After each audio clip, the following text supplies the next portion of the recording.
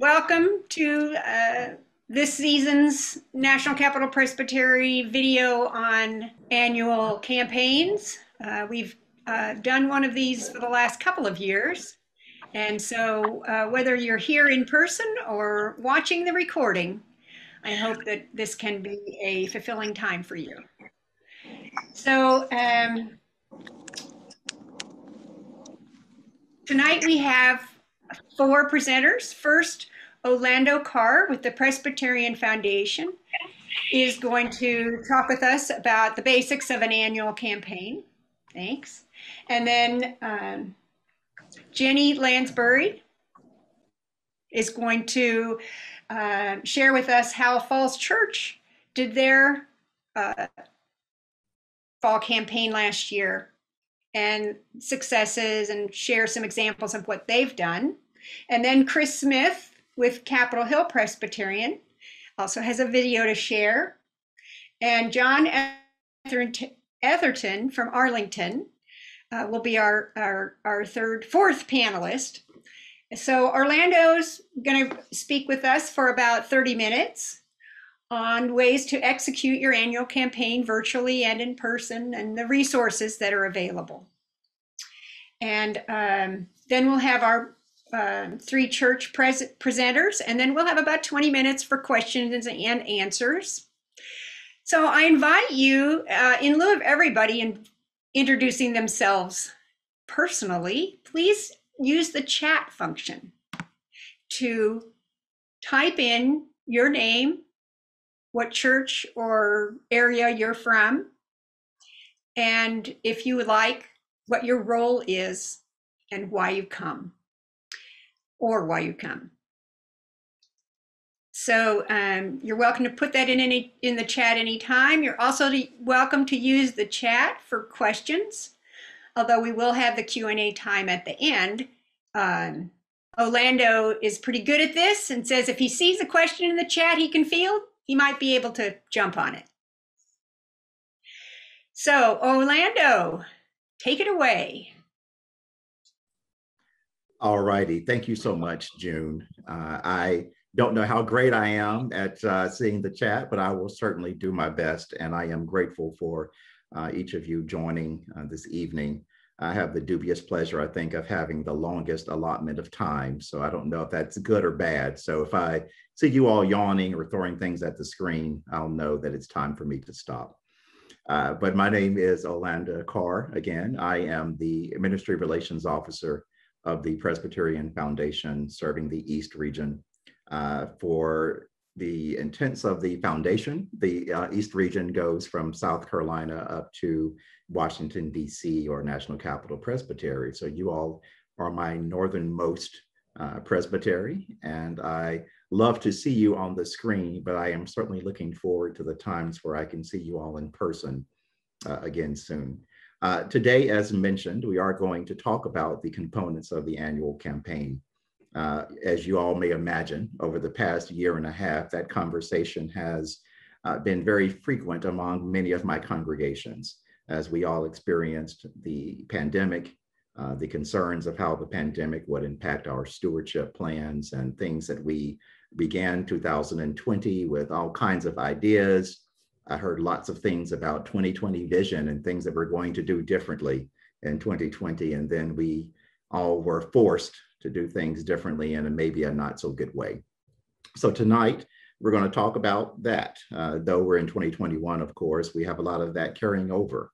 And how does that look in the campaign? How does that look maybe more with a hybrid feel as we go out of perhaps 100% or completely virtual and back into our sanctuary in many cases? How does that impact stewardship?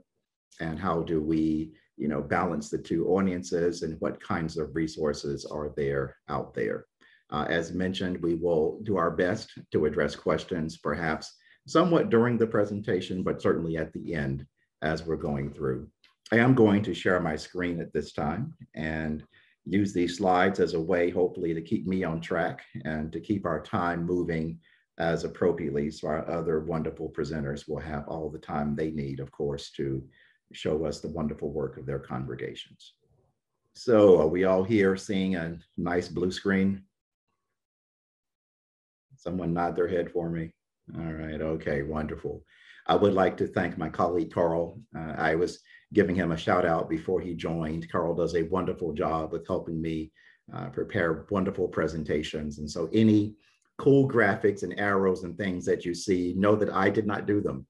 Know that they came from Carl. And so I do not want to take credit where I do not deserve. So thank you, Carl, again, for not only, of course, the graphics, but certainly the brainstorming and the content and all kinds of things. Carl is certainly a gem to the foundation and certainly to your presbytery. So today, we're going to have a disclaimer. Most of the time, I tell my churches that I'm asked for a sample, or can you give me the template for this or the template for that? And what I generally say is I will not give you a template. I will give you what other churches are doing.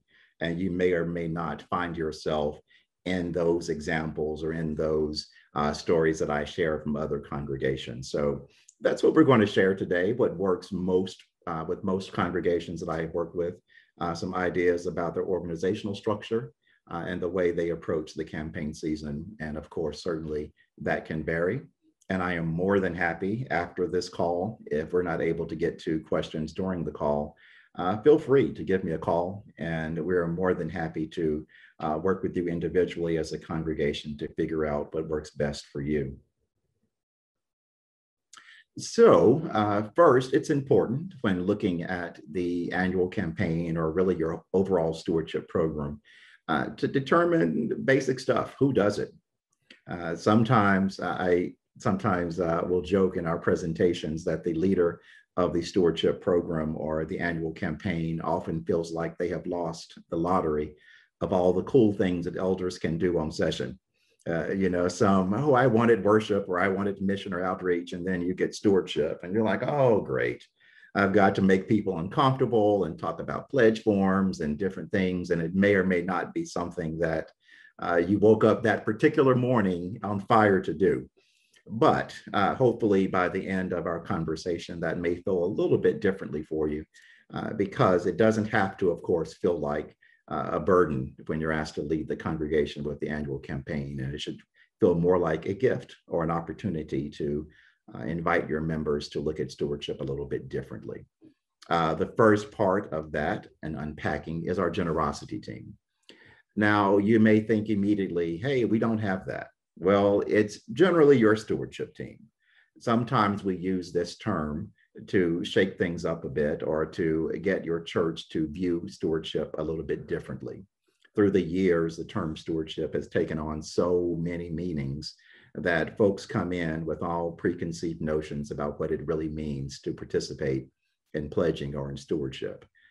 Somewhat, or sometimes it's even more effective, therefore, to just change the name to get folks to go back to the principle of what are we talking about?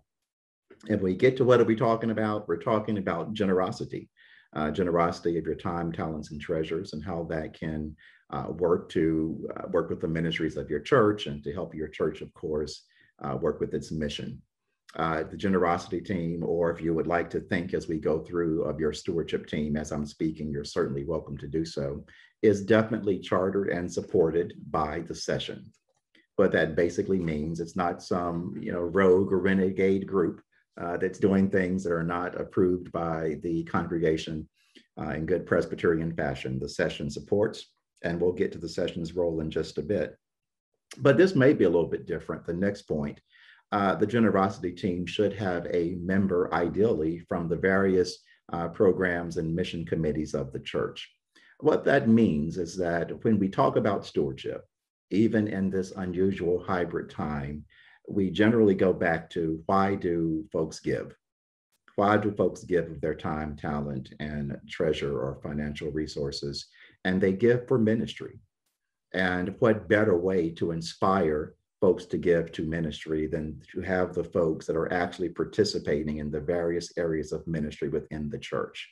If you keep your stewardship team to your financially minded folks that are good with spreadsheets and percentages and all those kinds of things, you may lose that voice, or you may not have the voice of those around the table that can say, hey, remember last summer when we did a back to school drop off at the church, or remember last fall or earlier this year when we collected items perhaps for the homeless or other things that you all did throughout the year. Having those stories, and you'll see here that's next about the coordination of storytelling, that inspires folks to give.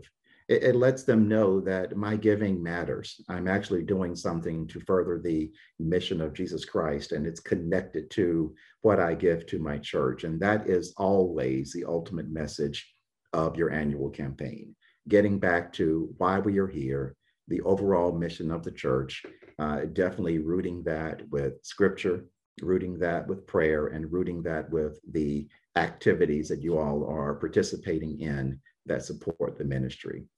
Gathering those examples, as I just mentioned, even when we were more virtual than we are perhaps now, I talked to several churches that were continuing to find ways to do ministry. And so challenge yourself, think about that. Did you have people preparing videos or recording themselves doing something in the community during this time? All kinds of things that you can use as part of your stewardship campaign. And having these folks in charge of that is really significant, because you need someone, of course, to be the repository and to definitely be the one requesting that information from the membership. It works year round. So though we're talking about the campaign season, know that that effort of collecting those stories does not end after the magical fall campaign, so to speak, that we're going to continue, hopefully, collecting those stories and examples and ways to do ministry with our stewardship team as the year goes on. I mentioned the importance of the session support. And so I just wanted to outline that a little bit more clearly, perhaps.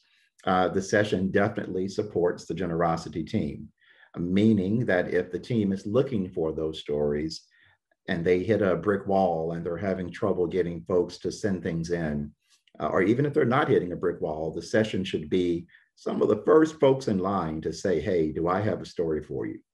And let me share my story. And so definitely having the support of the session, not having the parking lot or off-camera conversations of saying, I don't know why that stewardship team is doing that. You know, we don't want those kinds of comments. We want comments of support and of love and how can I help? And so those are all the kinds of things that our session elders can really help with in terms of the annual campaign. If your church is a pledging congregation, your elders on session should not be on the naughty list of folks that have not turned the pledge forms in. In fact, they should be some of the first folks. Hey, let me go. Be leaders in stewardship, because that enables the stewardship chair or enables the pastor to say, all of my elders on session have completed their pledges for the year. Won't you join them? Inviting the other members of the church to join in the pledge process. And that, of course, goes with how the pastor helps out as well. The pastor should be willing to speak about their personal experiences in stewardship. Preach about stewardship regularly.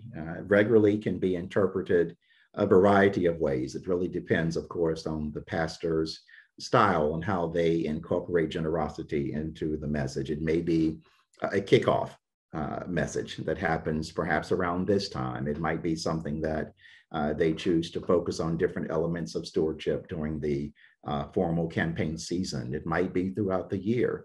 But whatever the way that it is, the pastor should be willing to speak about his or her views on stewardship and how they can share stories about being that storyteller, exciting the members, being the energizer.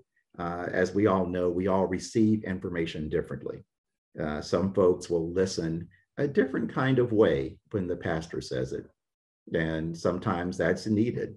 Sometimes we need it to be other folks than just the leaders of the generosity or stewardship team. We actually need the pastor just reinforcing, saying, hey, what June said, or hey, what Carl said is really important. Let's definitely pay attention to that. So always definitely include your pastor in the planning process. So we're going to talk a little bit about the calendar. When is it a good time to start? I'll give you a hint. If you're looking at the fall campaign, this is an excellent time to look at your calendar and to figure out when are we going to have certain announcements, communications, forms sent out, et cetera, because we're going to look at a sample calendar. There is about an 8-week or so process that we believe at the foundation is a good way to organize those thoughts and activities. This calendar, I will show you how to find it in just a bit. It is one of the resources that we will highlight during this time. But this calendar outlines for you some of the pre-work that's needed. We talked a bit about pre-work already. In essence, it's gathering the team who's going to do the work. I like themes. I don't know if that's my corny side or what, but I think themes are a really good way to unite your messaging of stewardship. If, for instance, your theme is living generously, that gives you a tagline to use in your announcements and on your website. And perhaps when the pastor is speaking, they can use that as well. It's a good way to get your members to understand this is connected.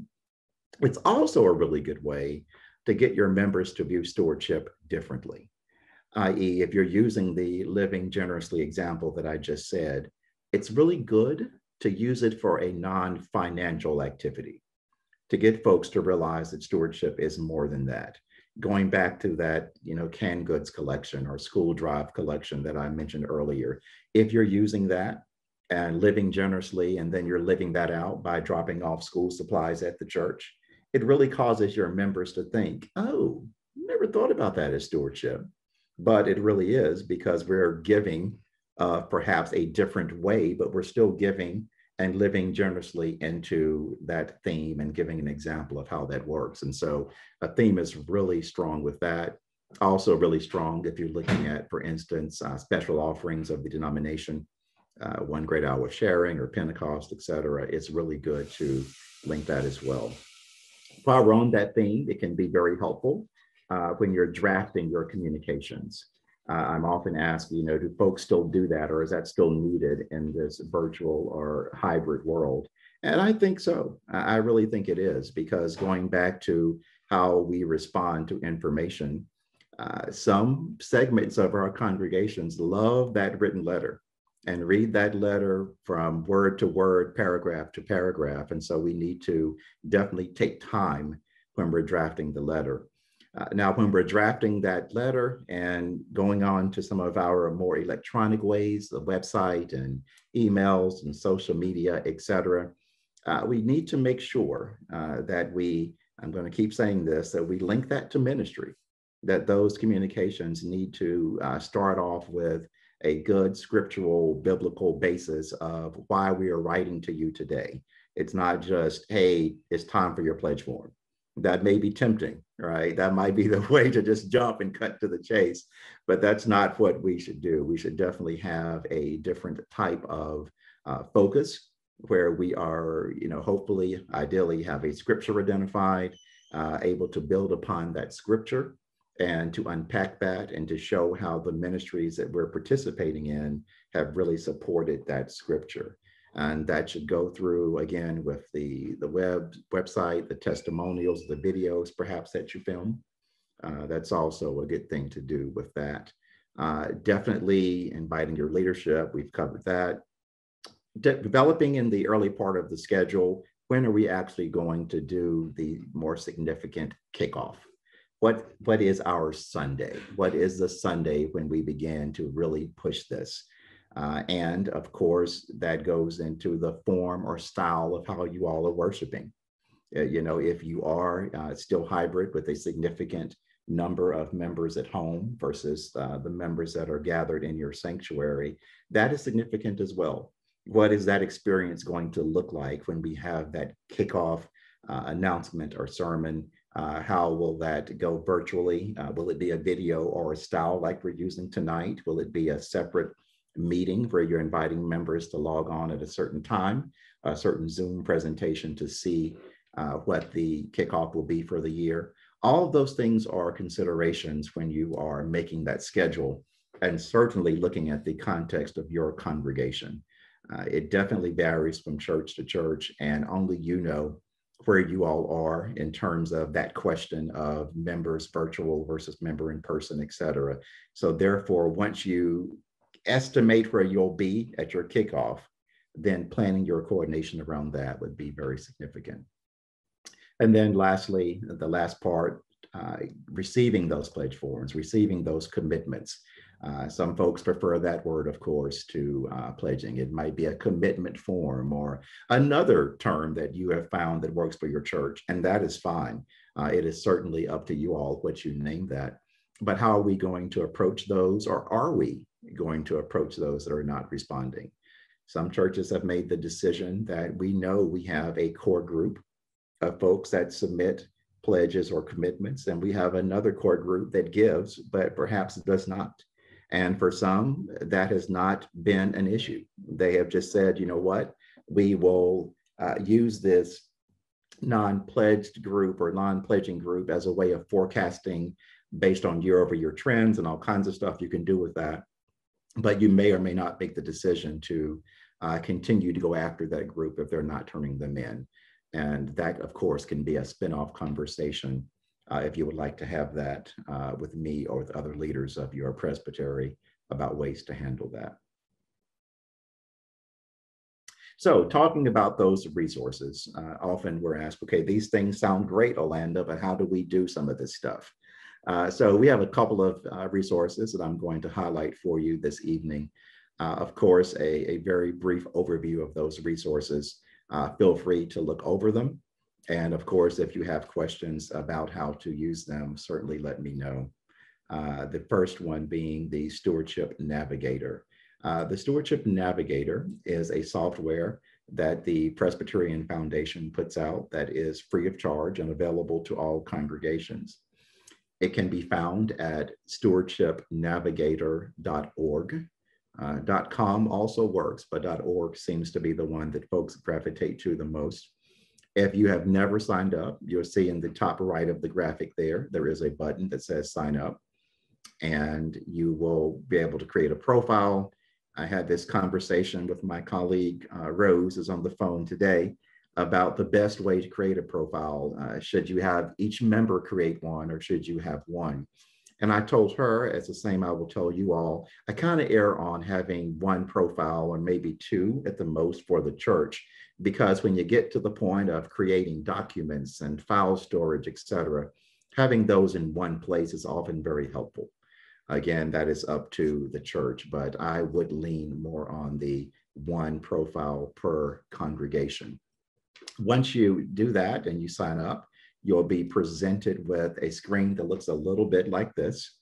And you will have a picture, you'll have that calendar, you'll have different things on the left side that you can click on there, different elements of stewardship, a stewardship kit, narrative budget builder, different annual campaigns, et cetera. All kinds of things to help you with the planning and organization of your annual campaign.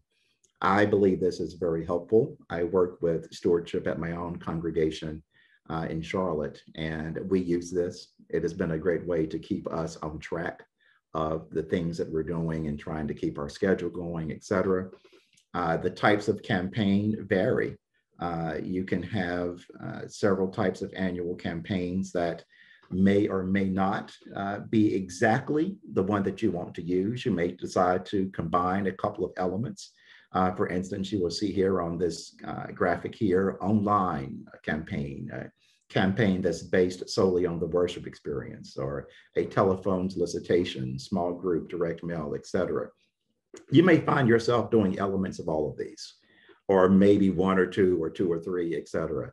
That is perfectly fine. The only way you're going to know that, of course, is to spend some time looking at the various components of each campaign and deciding, does this one work for us? Is this a good campaign for our congregation, or how could we tailor it or use it? The one that you see on the left side, the online campaign, one of our newer ones. And I bet you can guess why we created it. Because last year we discovered it was becoming more significant to have an online or a more virtual campaign. And so the foundation tries our best to be responsive to the needs of our congregation. And so we worked to come up with an online campaign, and how does that work and what does that look like? So if you were to unpack that just a bit, the online campaign is going to be a way where you can connect those that are perhaps more virtual in worship. What many churches are finding, just because the doors are open, it doesn't mean folks are running to go back through them. That many have learned to get used to that virtual experience, or to prefer it in some cases. And it's been kind of a slow trickle. Now, there are certainly exceptions to that. Some churches never closed, or some found a quite opposite experience when those doors were opened. But it is something that we have to be cognizant on, and certainly answer that question based on the context of your experience. What is happening at your church? If your church is one of those that perhaps has seen a little bit of a slow trickle, and definitely you've noticed that you have a significant group of folks that are still worshiping virtually, I would encourage you, therefore, to think about what is our online campaign going to be like. You will see with each example that we present in the Navigator, there are strengths and there are limitations. So just because you see red things on this one, every campaign is going to have a limitation, which is why I say you may have to do a little bit of mixing and matching to get the experience just right for your church. However, I would just definitely make that point to reemphasize there, that if you have a significant number of folks that are worshiping virtually, that may be something that you wish to consider. Another campaign, going back to that letter writing option that I mentioned earlier, and how the significance of using a good letter to highlight the ministry experiences of your church, or to talk about recent activities or programs that you all have participated in, is a direct mail campaign. The direct mail campaign allows you, I think that first bullet point is one of the strongest, a lot of creativity in writing. That's where the composition of that generosity team becomes important. Finding that writer in your church is really good at crafting words and really telling a story about how that connects to the ministry and mission of the church. So significant in a direct mail campaign. If you don't have that, be honest and say, okay, we may need to find someone, even if it's a friend of the church, that can help us with that, because it is very significant, of course, to have a well-written letter, one that really highlights again what you all are doing and why it is consistent with your ministry and mission. I will always make this offer. I did so today, and a pastor took me up on it. I am more than happy to review drafts of letters because, as you may imagine, I see lots of letters come across my desk each campaign season, and I'm always looking for certain things. Is there a scripture?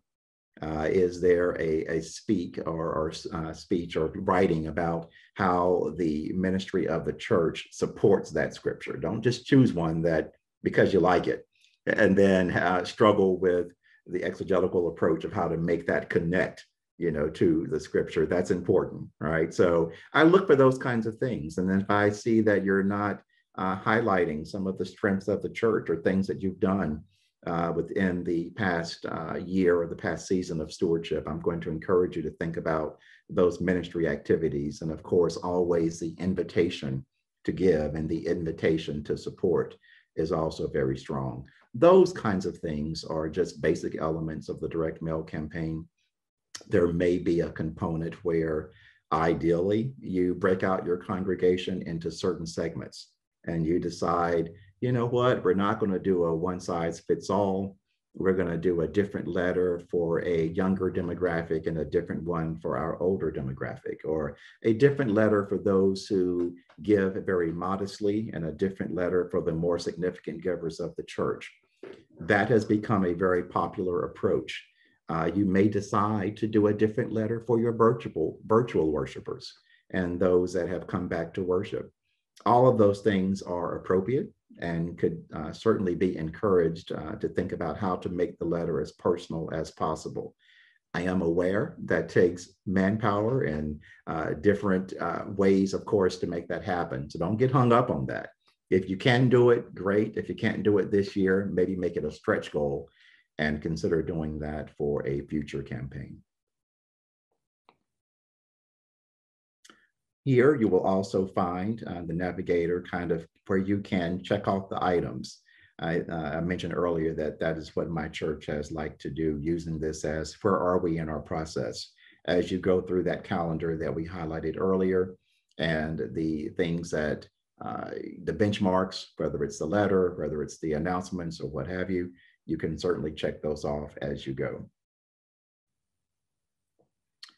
A line item budget to a narrative budget. A line item budget, I always like to say we don't do our stewardship campaign to make a budget. That's what we've done for years. A good budget is a nice byproduct of a stewardship campaign, but it's not why you do one. Stewardship is so much more than a budget, so much more than coming up with where to put copier service agreements, as the example says here. However, I do recognize that many will use that as the first or second step in the budgeting process. So that is why we're including that today in the comments and conversation. As you progress to prepare your budget, a line item budget is a very effective tool for keeping your session members accountable for where are we with our spending year to date, prior year, et cetera. This was very significant during the COVID year and the post-COVID year. But I guess I can't even say post-COVID because we're kind of still in it. But definitely the year-over-year trends, folks were very concerned, where are we versus last year, this year, et cetera. When we do our analyses at the foundation, we're often looking at 2019 because throughout 2020, because it was such a year of unknown trends that we didn't know really what to do with it. And we're still learning that. So line item budgets definitely needed. But as the phrase here talks about narrative, a narrative budget is, oops, click too quickly there. So a narrative budget is certainly a way to tell the story differently. You take all of that line item information that you have and you ask yourself, what story is it telling? Now, you may have noticed I said in the comments that a line item is really good for the session, because it is.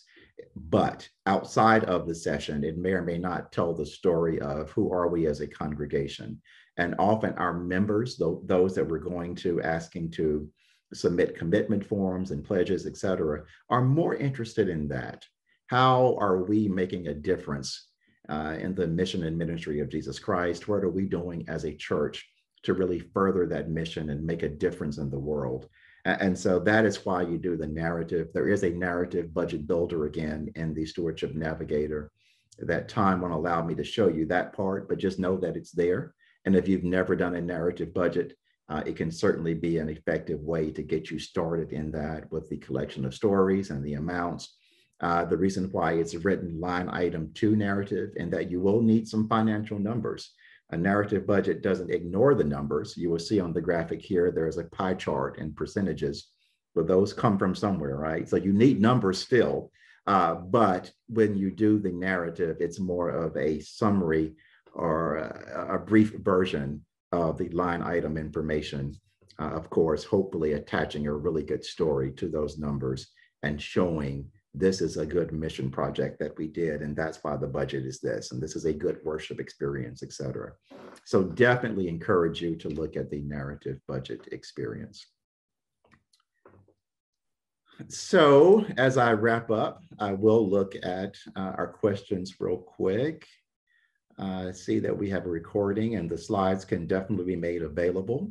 So I think we're in good shape, June. So I will pause here in my time, and unless there are questions I can answer real quickly, I will encourage us to save those to the end and transition to June and go back to our next presenter.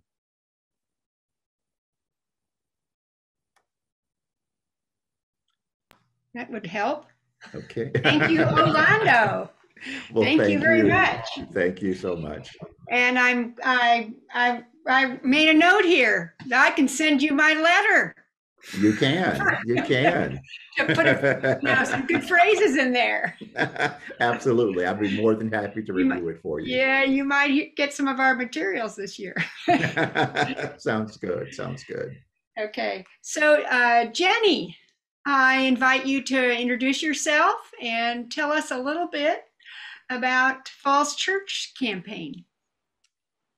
Okay. Hi, everybody. I'm Jenny Lansbury, and I am the chair of the generosity team at Falls Church Presbyterian Church. And I think in large measure, I was asked to do this because I filled out a survey, but but anyway, Yes, that's true. I digress. So the week before the shutdown, what I want to talk to you tonight about from our perspective is storytelling and how we kind of got to that point. So the week before the shutdown, our session decided to completely restructure stewardship at our congregation by moving away from a stewardship committee to a generosity team. And it took us a while to get going because we were all trying to just figure out how to even do church during a global pandemic. But once we kind of got going, we decided that one of the key things we wanted to focus on for this year was to emphasize the generosity that was already present in our community. And to do this and to remind us also while separated who we are as a congregation, we decided to start a series of storytelling videos during our annual campaign. We had Minute for Missions before, both during our campaign and at other times during the year. And so we kind of decided to tap into that terminology, but to call them Minute for Ministry. And to get started, we developed a one-page guide that we entitled Generosity Through Storytelling. And this guide was what we would pass out to people who would do the stories. And it would help them to understand the kind of thing we were looking for, we weren't asking them to ask people for money. We were wanting them to tell a story. And it also gave them like a time parameter, 1 to 3 minutes, not anything very long. And also it gave them, technical instructions on how to record and upload the video. So we did that, and then we brainstormed as a team about who we wanted to ask to do stories. And we came up with a schedule and we got all of that done. And then we decided to model for people what we wanted by having one of our team members do the very first story so that people could get an idea of what we were really looking for. So we had a video each week throughout the annual campaign. And then after that, for a couple of months, we scaled back to every other week. And then we scaled back to once a month. We had this ridiculous notion that we would run out of stories. But then after doing some work with Orlando and also reading a book that he recommended, we realized the importance of year-round messaging. So in June, we went back to having a story every week. And once in a while, somebody will be scheduled to do it and all of a sudden can't, but pretty much we've been able to adhere to that. And I can't tell you how important the videos have been in not only keeping us together, but reminding everybody who we are as a community and help us to continue to tap into the generosity that really is already present in our congregation. And so what I wanted to wind up with now is just to show you a couple of the videos. They're pretty short. The first one's just a little over a minute. So let me get ready and share my screen. Hi, we're the Goods, and we're to tell you why we love Vacation Bible Camp. I love Because every time we're in the car, we play the soundtrack over and over again, and we still know the words and the dance moves. Blast off on a rocket ship. God's grace is amazing. I love VBC because I think it has a really nice and welcoming community for lots of younger kids who maybe don't have a church community or any aspect of church in their life. It's a really easy place for kids to come and learn about God while having fun with interactive activities and learning about other stories that they might not hear anywhere else. I love VBC because learning about church in the Bible, it's really kind of difficult, especially for little kids. And I feel like VBC is a really great opportunity for little kids to learn about the Bible and have so much fun doing it. And it's also a good opportunity for them to find something to do during the summer and also learn at the same time. So I think that VBC is a really important event for the whole community at FCPC, and we all hope it continues for many years to come. So the next video is about our ministry called Welcome Table, which is a meal we do twice a month for low and no income families in our community. And this is a little bit about how we were able to pivot during the pandemic. Welcome Table at FCPC has had to adapt during the coronavirus pandemic. Hundreds of meals are now prepared for takeout only. New safety measures have been put in place to protect volunteers and guests. The Welcome Table planning team meets by video a few weeks ahead of time to discuss procedures and menus. Up to 30 volunteers sign up online. A few days before this meal, head chef Heather Anderson drove to Restaurant Depot in Alexandria to pick up a whole minivan full of ingredients: chicken, corn, black beans, salad greens, tomatoes, and more. On Wednesday, October 7th, the chefs arrive at 10 a.m. and the cooking begins. Water is boiled, cans are opened, trays are prepared, spices are mixed. Meanwhile, we roll up hundreds of compostable forks and knives into paper napkins. Sustainability is important, so we use only biodegradable bags and food containers. The work in the kitchen continues. More volunteers arrive. We mix our own salad dressing. Large trays of food are baked in the ovens and then kept warm in our new warming cabinets. By early afternoon, the parking lot begins to fill up as guests arrive and get in line, following our safety guidelines. At 3 o'clock, an assembly line is set up on tables in Fellowship Hall. Each meal is prepared using carefully calibrated serving scoops.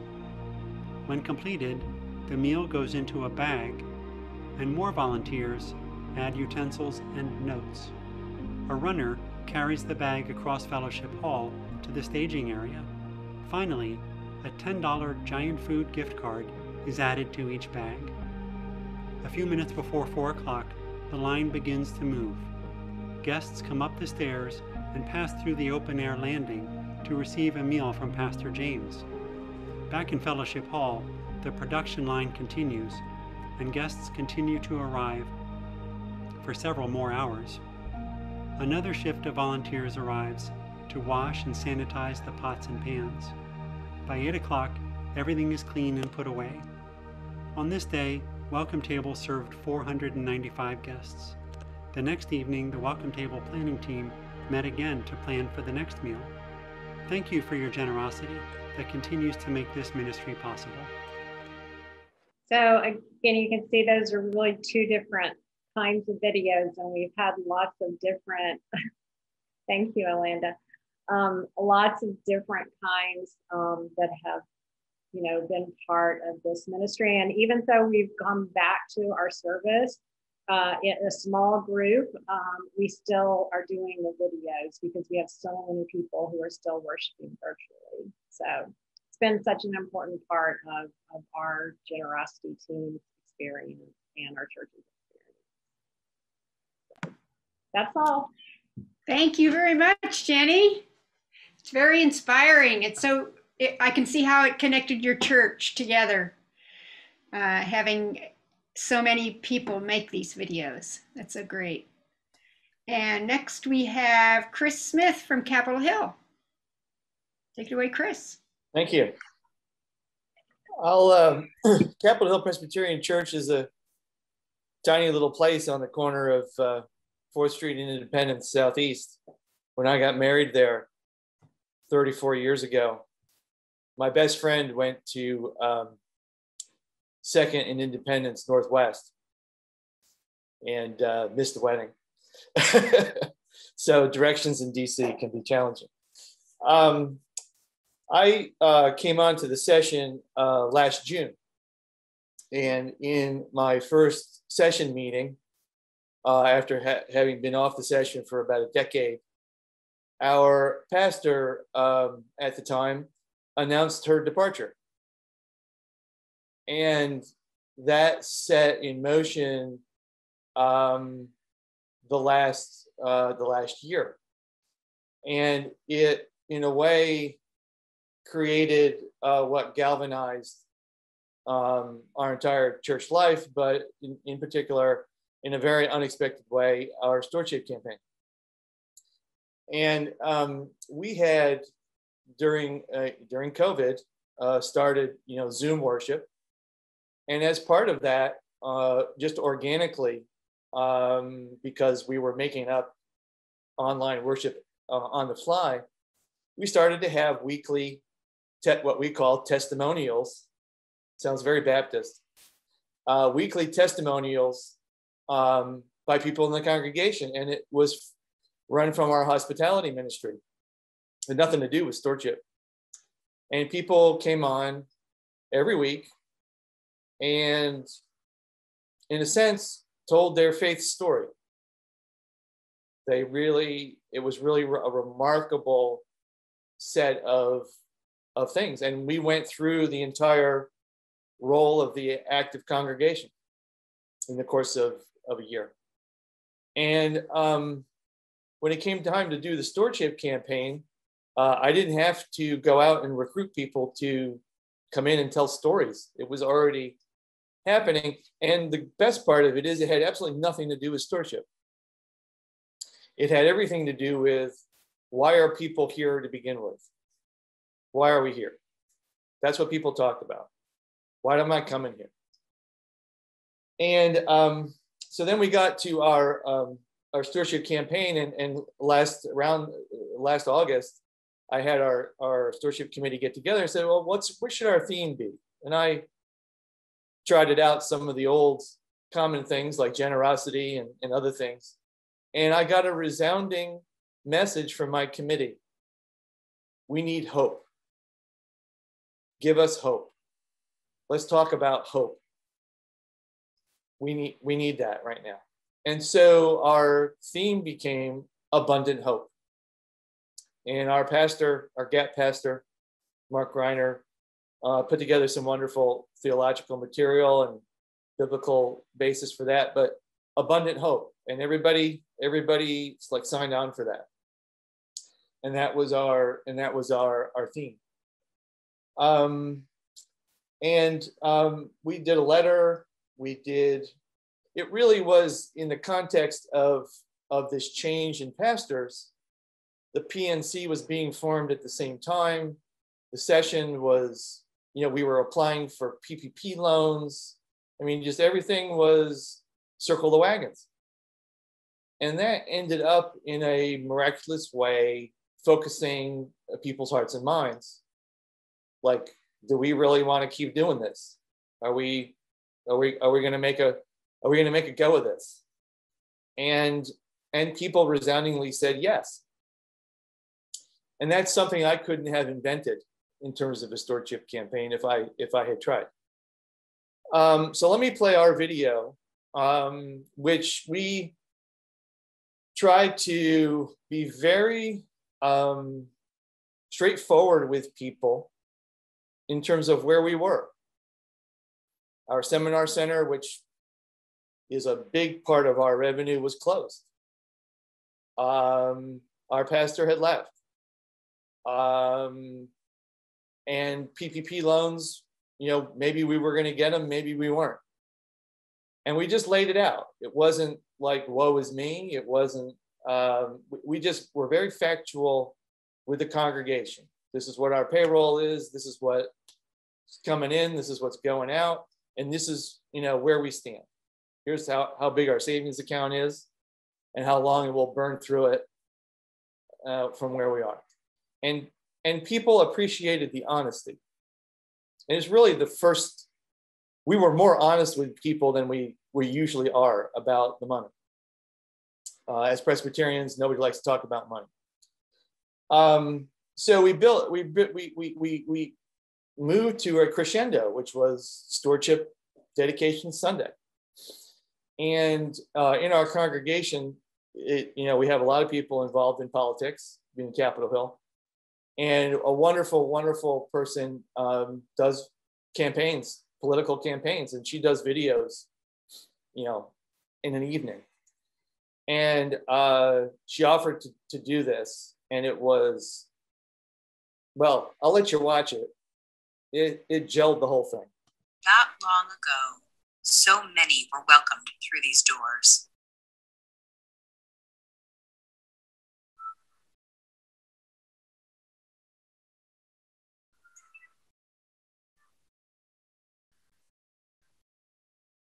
And in these rooms, warm, open, comforting fellowship in these sacred spaces.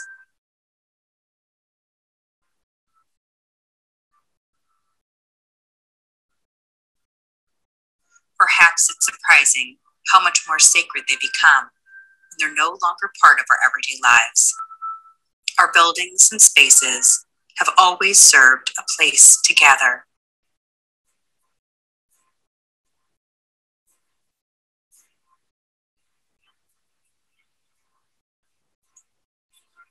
Worship.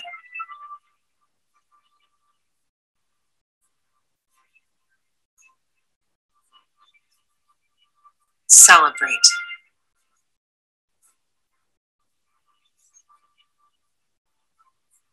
Mourn. Build.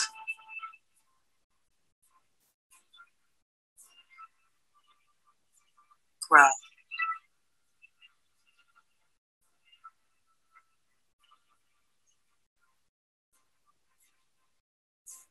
And as much as there'll always be an important backdrop in our minds and hearts and memories, this year has taught us that a church is not a building, for we are the church. The way it has always been is not the only way to be. We can adapt. Love, support, empathy, joy, and the fear that so many have right now are virtually feelings we can experience and convey for the feelings of isolation in ways we never imagined before. It has been a tough year, there is no question. We know we have been and will continue to be tested.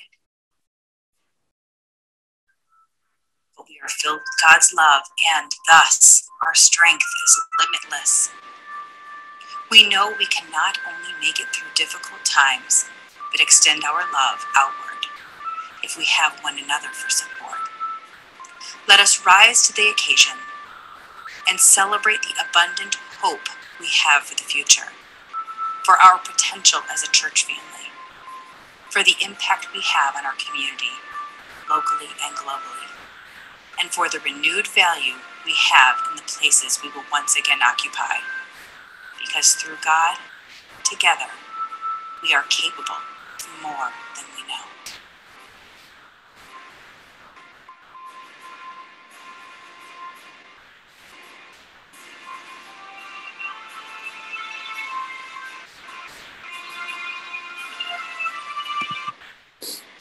So thanks, I've used up a lot of time, but I'll just conclude by saying that's still really powerful stuff. And it just hit me watching it again for the umpteenth time. All the children, that was hope. So what happens? There wasn't a dry eye on the Zoom for that. And just to come to the bottom line, our pledges for last year were $198,000, and we collected $185,000 from 57 families. As a result of our campaign, our pledges increased to $204,000 in a year where by any other measure, they should have gone down. Now, the number of families did drop to 43. So what does that tell you? People who are there signed up, and they're there for the long term. And our new pastor starts August 1st. Thank you, Georgetown Presbyterian. And that's our story. Thank you, Chris. Thank you very much. Yeah, I do have a question for you later. So, but I'll hold it because next we're going to hear from John Etherington. Thank you, June. My name is John Etherton. I'm from Arlington Presbyterian Church. We're located in South Arlington in Virginia. Let me give you a little bit of a frame so I can tell you sort of what we did this last year. Some of you may know, after a rather long and drawn out process, we got permission from the Presbytery to sell our building and all the property to an affordable housing developer, Arlington Partnership for Affordable Housing.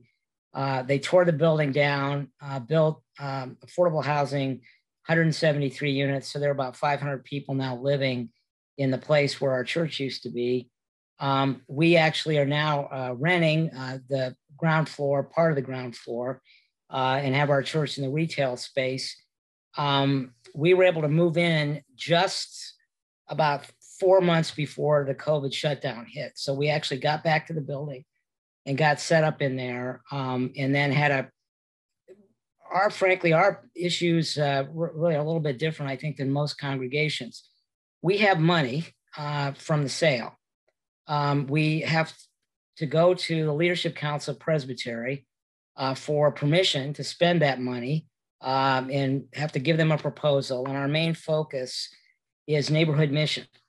So basically, we have a pastor and a music minister, and their job description is that 50% of their time is to be spent in the community, and the other 50% is to be working with us in the congregation, and then we go with them and to lead us into the community, not just to go do it themselves.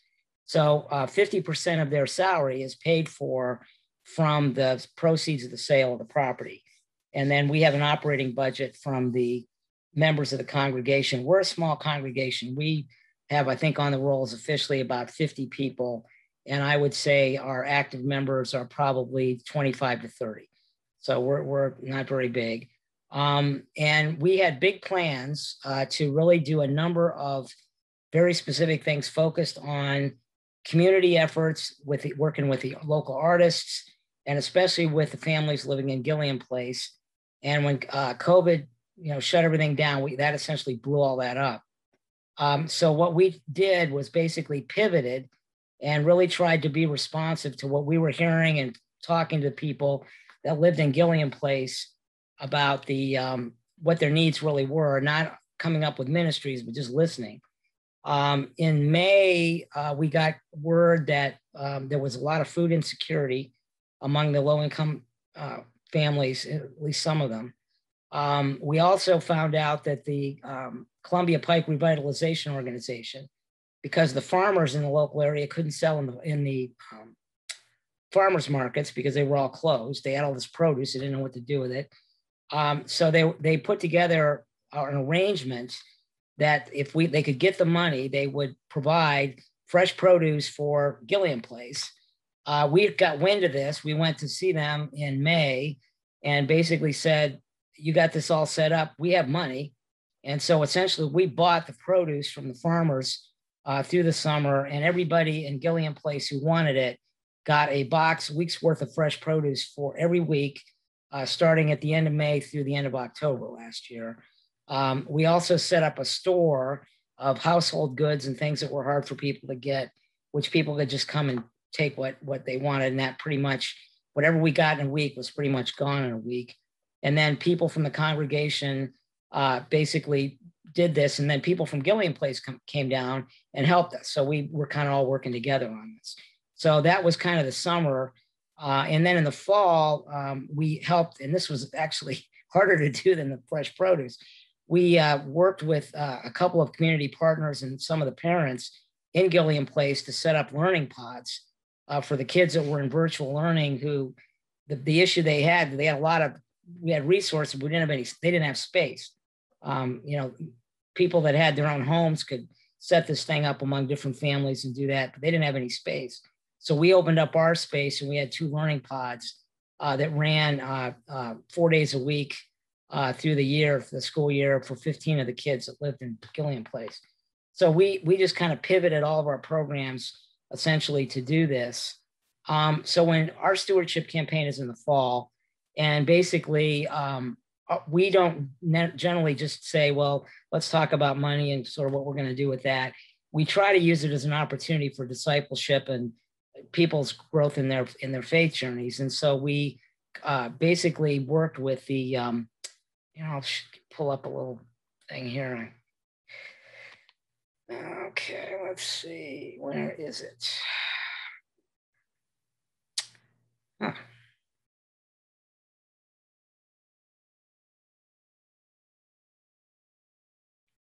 Well, I'm sorry, I'm looking for my thing here, and then I thought I had it all set up. I apologize, and wait a second. Nope. In any case, we had a deal that we were going to work out with the Vandersall people, who have a sort of an artist collective. And the whole idea that we were doing with this is our money story was the material that they had for stewardship. And this was a much more challenging kind of thing than we'd ever done before, because it really served 3 different purposes for us. On the one hand, it was about individuals in our congregation working through some fairly difficult material to understand their relationship with money and where that came from. Then we were looking at the basically what we were going to do for the year in terms of the stewardship campaign. And then finally, we were really having a lot of discussion, both in the session and the congregation, about what our money story was going to be with the money that we had from the proceeds of the sale and what we were going to do longer term. So we were sort of doing 3 things at once. What we did with that was basically we set up small groups, all via Zoom. We had 5 small groups. About 2/3 of the active members of the congregation were in these small groups. We did a month program where everybody had their own sort of journal, some really kind of tough questions about, where did you get your attitudes toward money? What experiences did you have growing up? Do you consider yourself wealthy? What does God say about money? I mean, fortunately, our congregation is kind of used to doing things like this. And so people were willing to be a little bit vulnerable and really willing to open up. And we had some really good conversations. It was really rich discussions. And in fact, we finished the stewardship campaign sort of as it was. We did our dedication Sunday after doing 4.5 weeks of these small groups. And then we took the material that we didn't have time really to get into as much. And that became the big theme for Lent. And we did small groups through Lent talking about our money story further. And Ashley, our pastor, came up with some additional curriculum that she developed. And so this is kind of an ongoing conversation that we're going to have. And I suspect that what we're going to do this year is going to be continuing under that same conversation. The other thing that we did agree to do and was suggested to us by the Vandersall folks was the idea that we should be thanking people a lot. In fact, they said everybody should be thanked at least 7 times throughout the year. So we came up with a program and a schedule for thanking people 7 times, whether it's through notes that we write individually to individual members of the congregation. We do that a couple of times. We're doing notes with their quarterly giving statements. And we're also doing videos. And I've got one here, which I will set up that you can see. This is it. Okay. Yeah, you got it. It's been a year that started with the music fading. Do you remember the first Sunday we couldn't hear each other singing? Thanks be to God, you weren't interested in keeping it that way. Thank you for keeping the music alive, for valuing the art of sound, for paying artists fairly, for creating a culture of there is enough, and investing in the ecosystem of Gilliam Place. Thank you for showing up and sharing your time. Thank you for recording yourself singing even though it's awkward and uncomfortable. Thank you for supporting my role as minister of music and affirming my call as an artist. Thank you for Zooming, for looping, for streaming and commenting. And thank you for creating a place of belonging. This is the Sanctified Art. This is the cover to the journals that we had. This was a 4-week program about money. Like I said, it was very challenging. And I was really gratified by the people in our congregation in these small groups who are willing to kind of put themselves out there and really discuss some of these tough topics around money, which is always an uncomfortable thing, I think, for most people. As I said, I think we're going to start, based on this from last year, we're probably going to build a new set of curriculum to continue the conversation. If I had one regret that I would say, and this I think goes to Alanda's discussion, we didn't start early enough, and we were really scrambling the last 2 weeks of September to make this all work for us in October, and we really should have started about 3 weeks ahead of when we did, because I think we could have made much better use of the curriculum in the discussions. It was just a lot, and we didn't get as much out of it as we could have, but it was a very successful. We have 20 giving units, and we got pledges to about $190,000 for this coming year. But we're also doing a lot of special offerings throughout the year. And frankly, we get a substantial amount of our money that we use for ministry through that, as well as through the pledges. So it's kind of a different system, but it's sort of our post-building process that we're involved in right now. Thank you. Thank you, John. Thank you very much. Thank you to all our presenters. It's good to see these different facets of how people are conducting their campaigns. I have some questions, and I'm going to go first to the chat to see. First, I know I had somebody wanted to see Orlando's slides. So if you could put in how they can do that, put that answer in the chat, that would be great, Orlando. What was next? I had a question. Does anybody do their campaign any time other than the fall?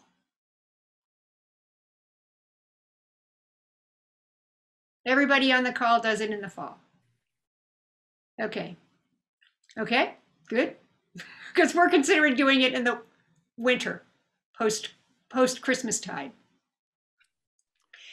I would just add to that, June. I do have a couple of churches that do that will do in the winter and start kind of do the letter right before Advent and kind of do the big push in January in terms of collecting the pledge forms and all of that. So I have a church or two that will do that. Okay, so not many. All right. Yeah, not many. Good to know. I guess I had a question for Chris. You said that you had recorded the faith stories of many of your congregants even before you started putting together your annual campaign. How did you use those stories? Well, because I don't see them in the video. It's interesting. I wish we had recorded them as a separate thing, but the good news is this was every Sunday in worship, like clockwork, right before the offering, the virtual offering, we had testimonial time. It was just built into the order of worship. And like I said, our hospitality chairperson, Missy Boyette, lined people up. And as it turned out, people were anxious to do it. And it was just a way to hold people together.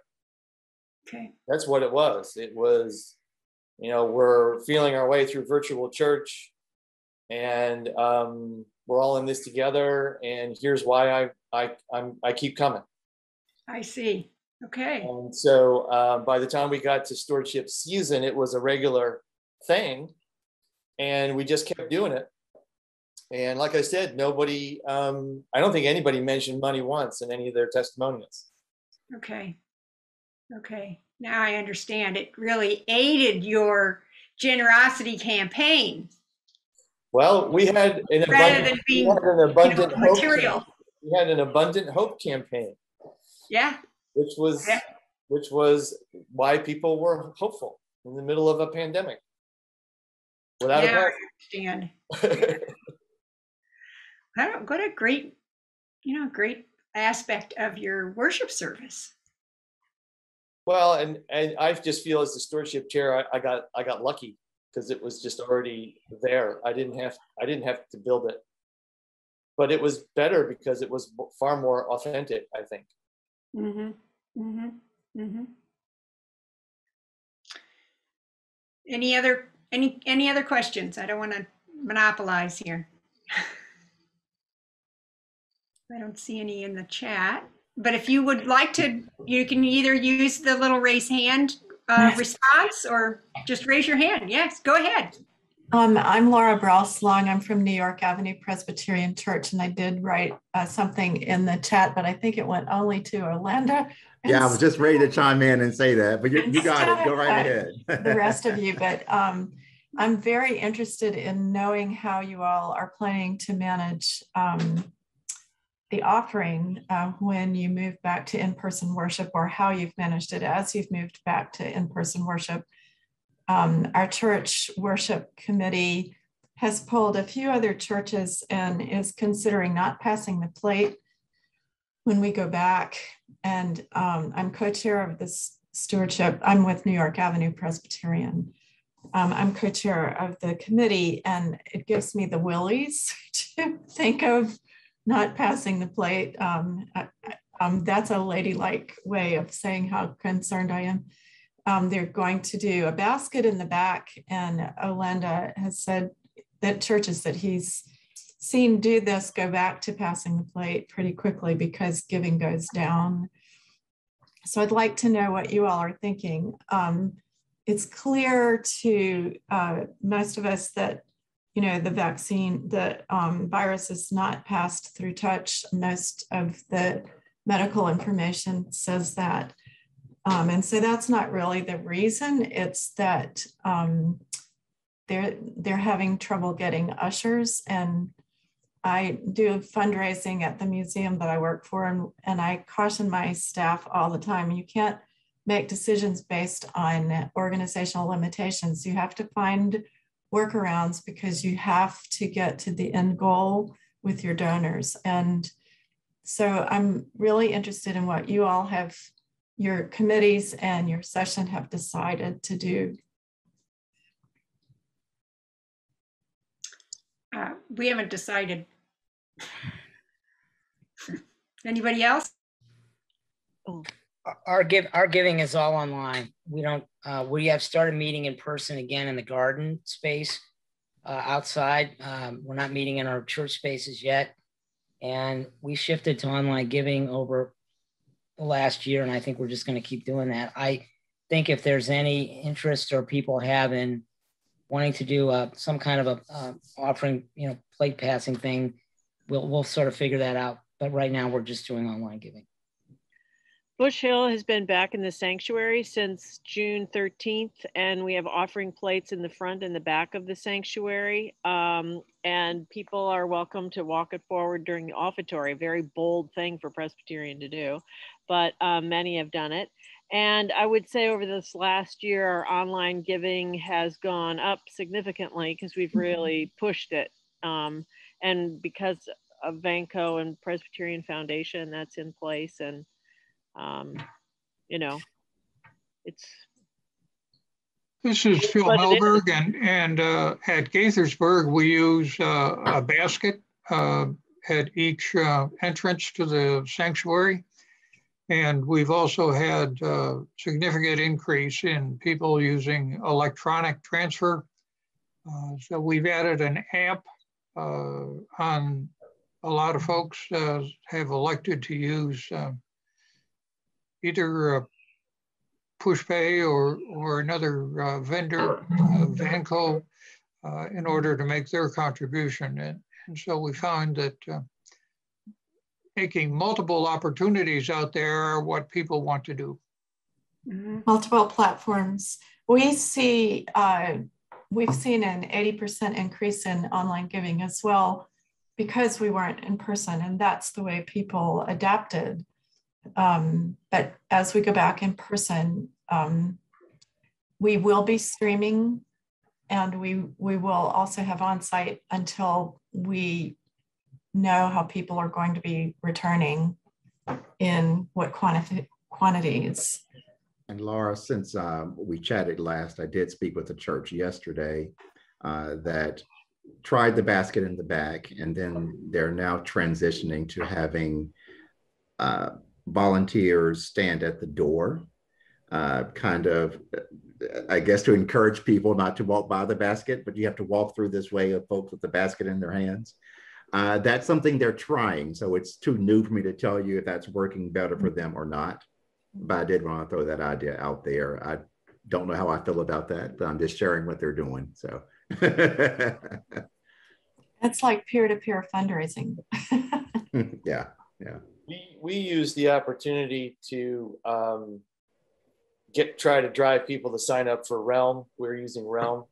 And we actually did a tutorial for our virtual coffee hour on how to sign up, and we really used it as a way to sort of try to break from physical contributions and get people online. And Realm is a tracking system as well, so it serves multiple functions. So we've tried to do that, and for the time being, we just started in-person worship last week, and I expect it to be very thinly attended. We just tried that loose offering. We're just going to take a pass on that for the next month or two and see how things go and play by ear. I think it's a big, grand experiment for all of us. A little bit. Yeah. We're at Warner, our giving has not, versus pledging, has not decreased at all, and it's all been virtual, or people mail or drop off their checks, and I think that will continue when we go back in person. Our biggest donor does not use a computer and calls and did the service with his phone. Right. This is a person who gives in the 10,000s, multiple thousand, tens of thousands. And he doesn't give online, so he's mailing his checks in. Yeah. The important is giving, not how, but to make it, but as you've all evidenced, to offer many ways of giving. Yeah. Definitely. Yeah. At 15th Street, we started, when we shut down, we started on Zoom. And immediately, I'm going to toot the horn of my own sister. She's actually on here, Anita's iPad. Actually came up with the idea to develop an online giving tool. And that's what we've been doing. And like June said, multiple ways. There are people who still give by mail. There are a couple different ways that they can give online as well. And we advertise it on every Sunday. And I would say that we, in terms of the offering, we are relatively stable, because I don't know if that's just because we have had more people to join our worship services, because they can now from from California even. We too. These were people who were members before but moved away, and now they kind of join rejoin virtually. So I think that's helping. Now we have lost, obviously, there was a good chunk of our income that was coming from rental of our building. And so we've been hurting in that area. But we've also had low costs, low expenses. So not having that income, but not having those costs because the building being shut down has been just a nice offset. Amazingly, you know, just with God's grace, we've done okay financially during this period of time. So we include in our stewardship brochure a language that says traditional and digital. That's a good way to put it, traditional and digital. and so we invite people to use whatever technique they're happy with in order to make that work. Right. Yeah. Yeah. One last thing, when we do go back, we really prefer the online feature because it's certainly a lot easier than passing the offering plates, having to count the money at the end. It really is much easier and simpler. So I hope we never go back to that. It's a new world we're going forward into. Yeah. I'm going to wrap up.